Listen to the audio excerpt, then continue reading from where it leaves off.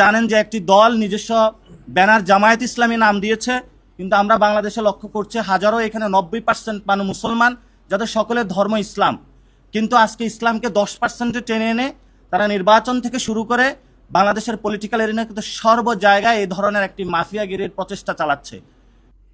আসসালামু আলাইকুম প্রিয় বন্ধুরা, সবাই কেমন আছেন? আশা করি সবাই ভালো আছেন। বন্ধুরা, আমরা শুনছিলাম যে নতুন রাজনৈতিক বন্দোবস্ত, নতুন রাজনীতি কিছু হবে এনসিপি দিয়া। দেখেন, এই যে লোকগুলো কথাগুলো শুনলেন, এই হচ্ছে নতুন রাজনীতির বন্দোবস্ত। কাউকে সম্মান দিয়ে কথা বলে নাই অতীতে, এখন বর্তমানেও না।